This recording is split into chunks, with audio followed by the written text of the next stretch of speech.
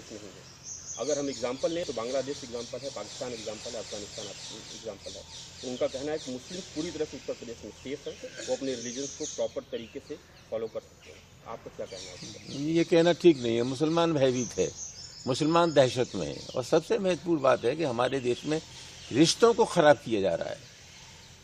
हमारी जो गौरवमयी परंपराएं थी, ये गंगा जमनी संस्कृति थी। मेरी पृष्ठभूमि गांव से है।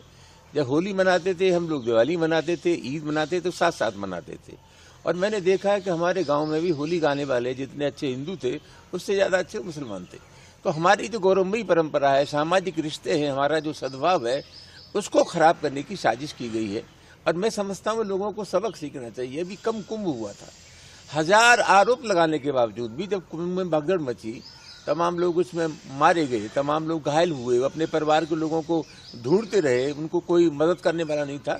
मैं धन्यवाद देता हूँ प्रयागराज के मुसलमानों को, उन्होंने हिंदुओं की इमदाद की, रखा, संरक्षण दिया, खाना खिलाया। तो जो हमारी गौरवमयी परंपरा है, मेहरबानी करके योगी आदित्यनाथ जी को उनसे सबक सीखना चाहिए और मेहरबानी करके खुदा के वास्ते ये रिश्ते खराब करने का सिलसिला बंद होना चाहिए। सनातन धर्म की बात की जाती है, उसके ऊपर इन्होंने बोला कि सनातन धर्म सबसे पुराना धर्म है।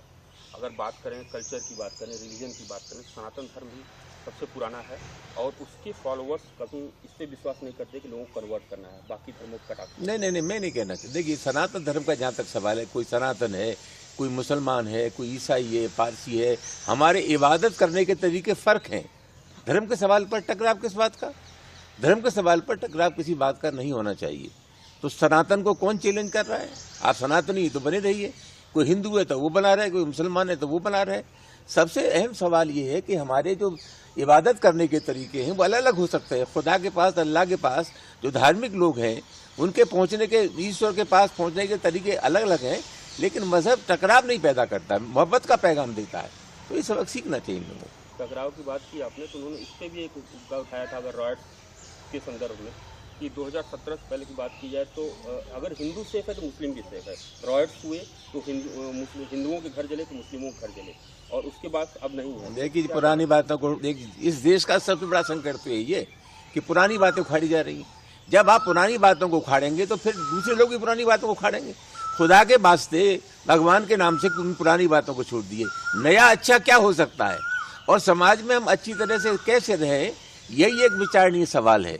तो पुराने घड़े मुद्दे कौन उखाड़ रहा है? आप जानते हैं पार्लियामेंट का एक कानून है 91 का, कि 1947 से पहले जहाँ मंदिर है, जहाँ मंदिर रहेगा, जहाँ मस्जिद है, या मस्जिद रहेगी। आप जानते हैं अजमेर शरीफ पर हिंदू भी जाते हैं, मुसलमान जाते हैं। और मुझे सबसे बड़ी प्रसन्नता ये है, ये जो दरगाह हैं, उन दरगाहों पर मुसलमानों से ज़्यादा संख्या हिंदुओं के जाने की है। तो अपनी अपनी आस्था का सवाल है, उसमें लोगों को यह समझना चाहिए कि आप रोज नया विवाद पैदा कर देते हैं कि साहब यहाँ भी मस्जिद थी, हर मंदिर, यहाँ भी मंदिर था, हर मस्जिद के नीचे।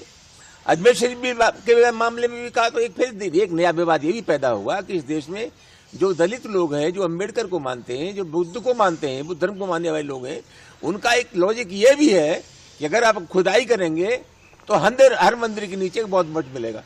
तो इन विवादों को मैं समझता हूँ नहीं करना चाहिए। इन विवादों से हिंदुस्तान की शीयत खराब होती, अच्छी नहीं होती।